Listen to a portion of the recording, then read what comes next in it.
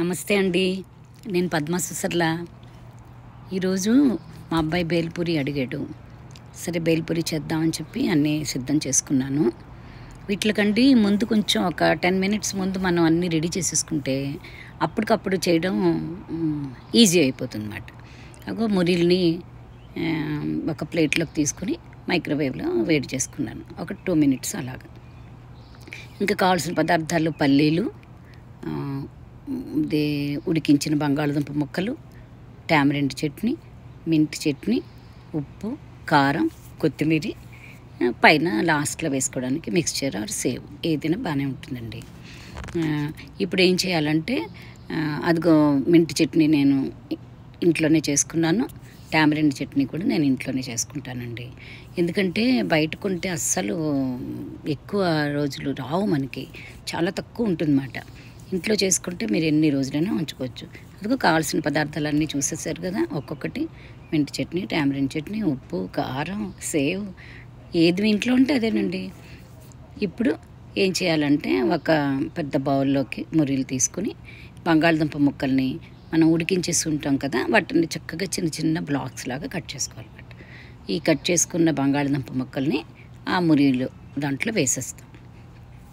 ఇవేంటంటే మనం చేసిన తర్వాత ఎక్కువ టైం లేకుండా వెంటనే సర్వ్ చేసేస్తే తినేవాళ్ళకి చాలా బాగుంటుంది అన్నమాట. అలా సాఫ్ట్గా అయిపోతే ఇవి అంత బాగుండవు అనిపిస్తుంది నాకు. అందుకని నేను ఎప్పుడైతే చేసేస్తే అప్పుడు చక్కచక్క ఇచ్చేయడమే అన్నమాట.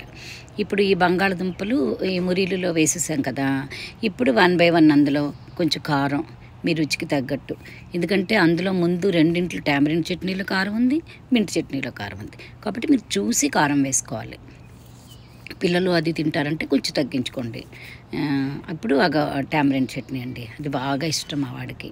ఈ సమోసాలకి వీటికి అన్నింటికి మాట. టామరిండ్ చట్నీ కూడా ఏమీ లేదండి, చింతపండు, ఉప్పు, కారం, బెల్లం, చాట్ మసాలా వేసి చక్కగా గ్రైండ్ చేసేసుకోవడమే. మింట్ చట్నీ కూడా అంతే. కొత్తిమీర, ఒక్క వెల్లుల్లి రెబ్బ, కొంచెం మింట్, ఒక పచ్చిమిరపకాయ, కొంచెం పుట్నాల పప్పు వేస్తే పచ్చడి తిక్కుగా వస్తుందన్నమాట. అలా లిక్విడ్ లాగా ఉండకుండా పచ్చడి నిల్వ ఉంటుందన్నమాట. అందుకని ఆ పచ్చడి అవన్నీ చేసేసుకున్నాను. వేయించిన పల్లీలు మీ ఇష్టం అండి, ఎన్ని కాస్త అన్ని వేసుకోవచ్చు. పల్లీలు ఇష్టం లేని వాళ్ళు ఎవరు ఉండరు కదా.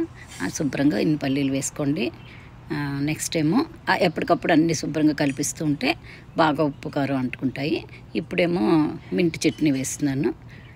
అది అయిపోయిన తర్వాత టామరిండ్ చట్నీ ఒక ప్లేట్ తీసుకుని అందులో ఈ ఆల్రెడీ ముందు కలుపుకున్న మురీలు, బంగాళదుంప ముక్కలు అన్నీ ఉన్నాయి కదా, ఉప్పు కారం కలిపింది, అది వేసేసుకుని అప్పుడు దాని మీద ఎవరికి వాళ్ళకే చట్నీలు మళ్ళీ మొత్తం కలిపేస్తే సాఫ్ట్ అయిపోతుంది అన్నమాట.